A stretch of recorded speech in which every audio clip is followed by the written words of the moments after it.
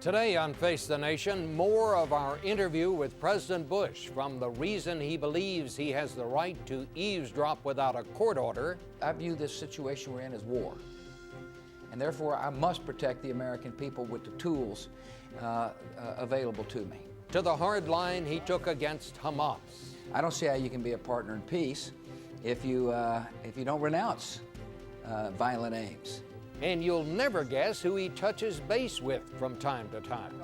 I check in with Bill Clinton occasionally to see how he's doing. An interview with President Bush on politics, Iran, Iraq, and the personal side of his presidency on Face the Nation.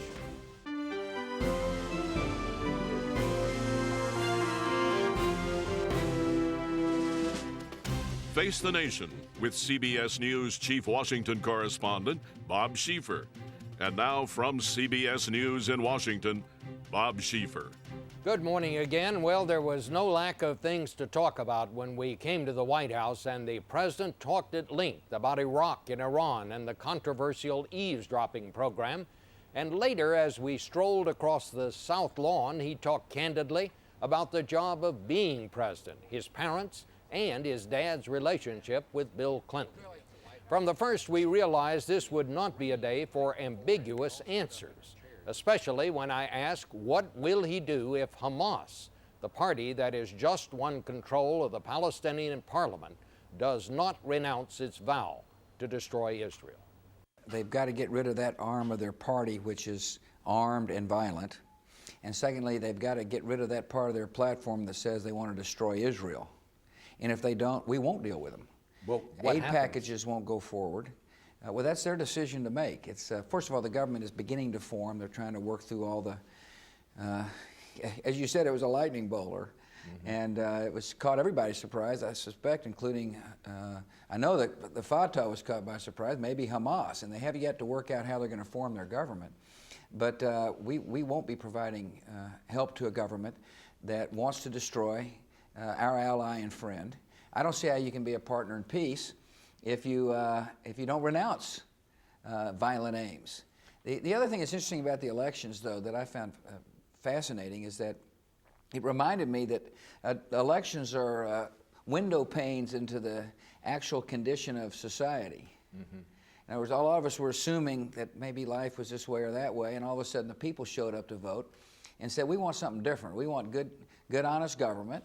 We want people to listen to our needs. We want people to provide services so our families can, grow up and be prosperous. Let me just ask you this question. You say you can't deal with them, but would it be beneficial to try to talk to them, about moderating their stance, or is there just simply nothing to talk about? Well, in essence, I am talking to them now. Okay. I'm confident they're listening to what you've asked me and what I'm answering. Mm-hmm. And that is for them to have support from the United States and the United States Congress and from this administration. They must renounce their policy, stated policy, that they want to destroy Israel. While we're in the neighborhood, let's talk about somebody close by there, Iran. Can the United States allow Iran to have a nuclear weapon? The free world cannot allow Iran to have a nuclear weapon. Not just the United States, but those of us who value freedom. And that is why our strategy is to present and hold together a united front to say to the Iranians, your designs to have a nuclear weapon or your desire to have the capability of making a nuclear weapon is unacceptable. It's very important that we speak to two groups. One is the government and also the people. And in speaking to the people, my message is this. We're not going to tell you how to live your life, but we'd like you to be free. We'd like you to be able to express yourselves in the market, in the open, in open, so without fear of reprisal. We want you to be able to vote and elect. And but to the government, our message is that if you want to be a part of the family of nations, give up your nuclear weapons ambitions. Now, one of the things we've done is they've said we want to be able to have a civilian nuclear capacity. We want to be able to have our own nuclear power plants. And we've said we understand that. But because you're a non-transparent government, because you've openly stated your desire to destroy one of our allies, that you should be able to have a plant, but the uranium for running that plant will come from Russia. And Russia will provide the fuel, you'll burn the fuel, and Russia will collect the fuel under IAEA safeguards. Everyone in the government says the military option can never be taken off the table. Have you actually reviewed plans if it came to exercising the military option? I think it's best I just leave it that all options should be on the table. And the last option is the military option. We've got to work hard to exhaust all diplomacy, and that's what the country is seeing happen. Let's talk about Iraq. Sure. You say we're going to stay there until we get the job done. But last summer, it seems to me, Mr. President, that public support for the war began to erode. Why do you think that happened? I think that people saw death on the TV screens without a sense that we're making progress. That's why I started giving these speeches. My job is not only commander-in-chief, but educator-in-chief. And I needed to say to the people, you bet it's tough. And the enemy is using their one weapon effectively, which is the destruction of innocent life. Well, do you think, you brought up Katrina, do you think the fact that the government kind of got off to a slow start, at the least, in dealing with Katrina, that people lost confidence in the federal government, and that might have had something to do with the loss of confidence in what was going on in Iraq? That's an interesting question. I don't know. I hadn't analyzed that. No question we could have done a better job on Katrina, and no question that the pictures coming out of New Orleans were, affected our conscience and hit our conscience and affected things. I mean, people were wondering, this great country of ours, how come we couldn't have responded better? And that's why we're taking a look at lessons learned so it won't happen again. But it's hard for me to connect response at Katrina to people's concerns about our troops overseas. Let's talk a little bit about this whole idea of eavesdropping without court orders. You said very strongly, in the strongest language I've heard you use yesterday, that you believe it is not only legal, you believe it is absolutely necessary in the war on terrorism. The question I have, Mr. President, is, do you believe that there is anything that a president cannot do if he considers it necessary in an emergency like this? That's a great question. I don't think a president could order torture, for example. I don't think a president can order the assassination of a leader of another country with which we're not at war. Yes, there are clear red lines. And you just asked a very interesting constitutional question. The extent to which a president, during war, can exercise authorities in order to protect the American people, and that's really what the debate is about. I made the decision to listen to phone calls of Al-Qaeda or suspected Al-Qaeda from outside the country coming in or inside the country going out, because the people, our operators, told me that this is one of the best ways to protect the American people. It is important that this program go on. I understand the debate, and I understand the need to make sure people discuss and debate whether or not I've got the authority to do it. But as I told the American people, and I can't tell you how strongly I feel about this, if somebody's talking to Al-Qaeda inside the United States, we need to know why. And that's what this program is aimed to do. Let me ask you this, Mr. President, because I just have never quite understood this, and maybe you can clear this up for me. As I understand the law, you have the right to wiretap or eavesdrop anyone, and then you have 3 days to tell the court about it. How does that slow you down? I asked that very same question to the people designing the program. I said, how come we can't use the procedures which you just described? And they said it won't work. It doesn't fit in with what Mike Hayden described as hot pursuit. I have looked at this program from all angles. And my dilemma, my problem is, I can't explain to you how it works in order to justify your question without telling the enemy what we're doing. And this debate's an interesting debate. I'm troubled by it only because the enemy listens. And they see what we're doing. And these are smart people, and they will adjust. And one of the interesting questions, Bob, about this whole debate is whether or not people think we're at war, or people think there's kind of an isolated group of people that may or may not hit us. And perhaps it was because I was the sitting president when 9/11 occurred. perhaps because I remember my words going up to Congress, just saying I'm not going to ever forget what took place, and I will use all the power and my authority within the Constitution to protect the American people. But I view this situation we're in as war. And therefore, I must protect the American people with the tools available to me. Let's talk about energy independence. We remain, any way you cut it, dependent on foreign oil. I know you want to open up the Arctic wildlife preserve for drilling, but aren't we going to have to do more than that? And I just want to bring up one thing.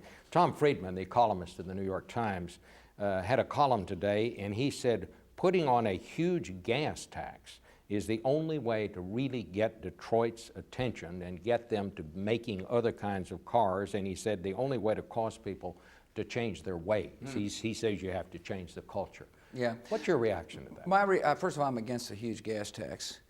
Secondly, I agree with Mr. Friedman that we've got to become independent from foreign sources of oil. In other words, we've got to wean ourselves off hydrocarbons, oil.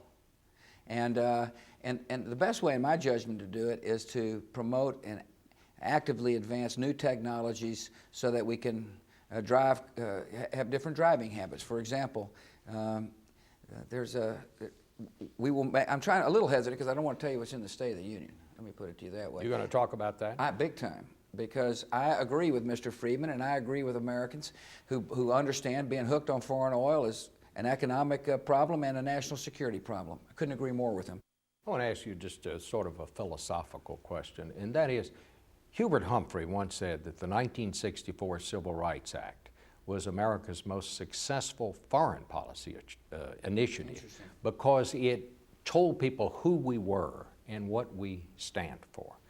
And I just wonder, when we see some of these horror stories about torture and about things that have happened in some of these prisons, do you worry that maybe we're losing the moral high ground in some way? And there's no question the Abu Ghraib pictures not only we were disgraced, and I know it caused a lot of people that want to like us to question whether they should. And equally importantly, it gave the enemy an incredible propaganda tool, no question. That's why it was important for us to investigate, to expose, and to hold people to account, so people see there was a consequence for the behavior. You know, Hubert Humphrey was right. The actions we take in our own country or elsewhere help define America to others, and that's why it's important for us to constantly remind people that we've got a wonderful heart, and we're a compassionate nation. Let's talk a little bit about politics. How you think it's shaping up? Is it too early to say who you think the people are going to be that are going to be running for the job you hold right now? I think so. I do.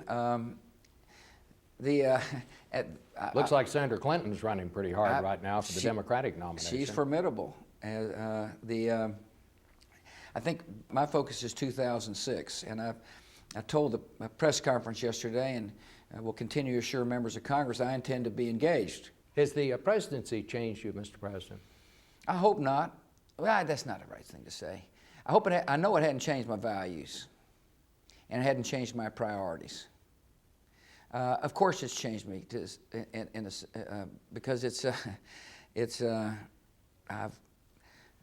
I made a lot of decisions, Bob, and when you think hard and plan and make decisions, it's just got to change you. 9/11 changed me. It's changed me to. I hope I'm a better person for it. I will tell you, if given a chance to do it again, I'd have said, "You bet." I highly recommend this job. It's been a fantastic experience. I like making decisions.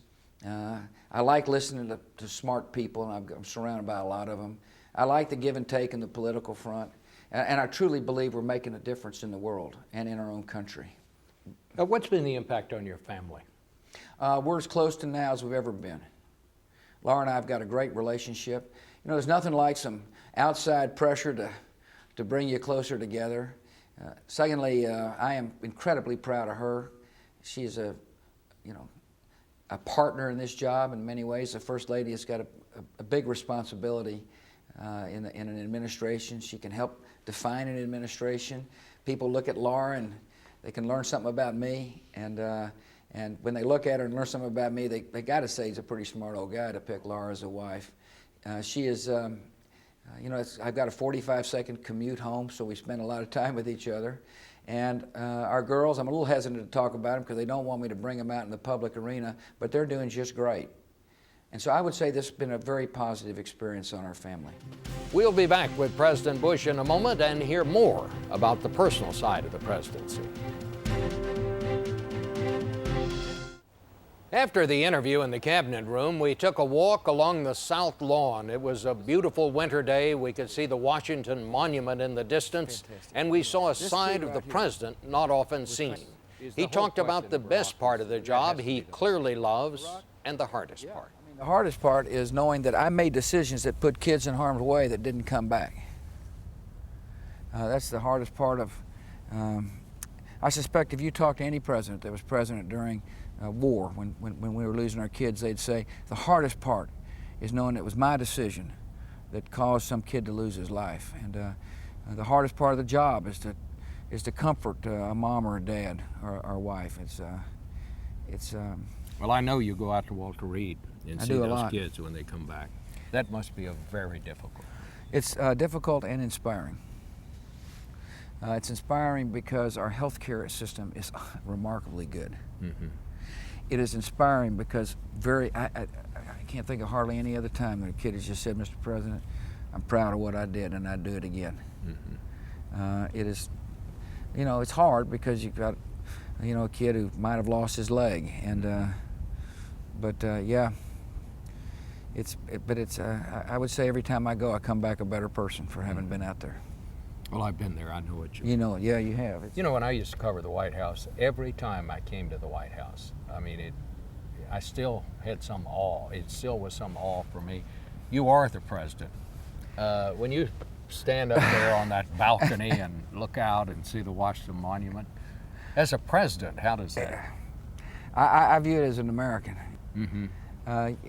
But I've never taken it for granted. I really haven't. It's, a lot of times I have things on my mind and maybe not pay as close attention to the environment as I should. But there's always something during the day that kind of snaps you out of it. Mm-hmm. Where you, well, my goodness, here I am, what an honor. Yeah. And I meant what I said. I would highly recommend this job for people. Mm-hmm. It's you don't see this as the Great White Prison, as Harry Truman said. That's an inconvenience. Yeah. But I'm a volunteer. Yeah. Nobody made me run for president, and probably me of anybody else in the modern history knows what I was getting into, because I saw a good man here and watched it carefully. But now I can't, nobody should feel sorry for me, and I certainly don't feel sorry for myself. But it's an inconvenience that you can't go to the Walmart or something like that. But on the other hand, the honor and is fantastic, and the food's pretty good. Yeah. How are your mom and dad? Mother's still giving advice, and the old man is fretting too much over things, but he's... How much do you talk to him? He's your dad. I talked to him I checked in with him last night, for example.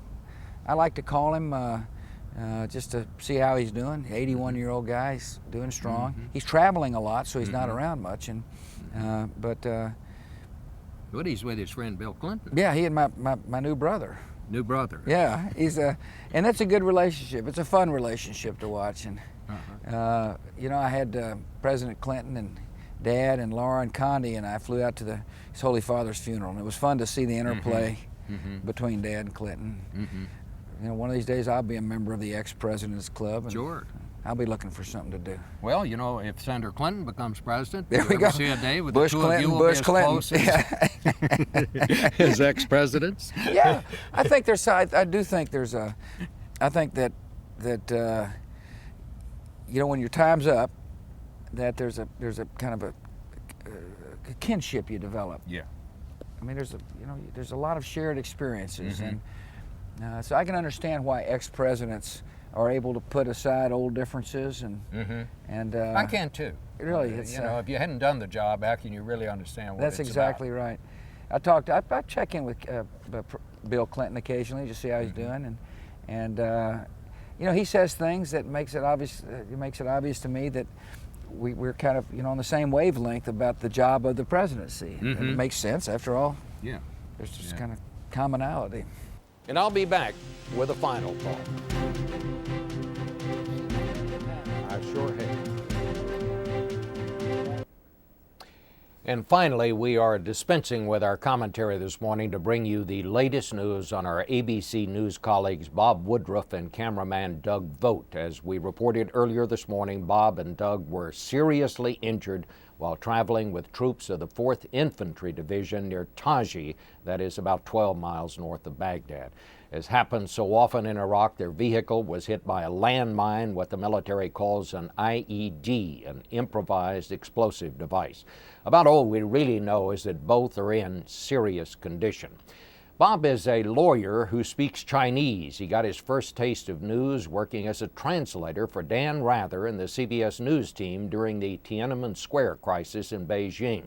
He said later that when he realized there was a job that existed in this world where he could be in the middle of world events and actually get paid for it, he decided to change careers. He abandoned his law practice, moved his family to a small town to learn his craft, and eventually made his way to the top rungs of journalism. In this electronic age, war has become so familiar that it is easy to forget that it is more than just pictures on television. But the soldiers who fight it and the correspondents who cover it do not forget. They know it is a dangerous business, and yet they are willing to risk that danger. Wars are not fought on the training ground, nor can they be covered from a TV studio. They are not reality shows, they are reality. Young men and women have to fight them, and correspondents have to cover them if we are to understand what they are about. Our thoughts and prayers today are with the families of both these brave men. We'll see you next week.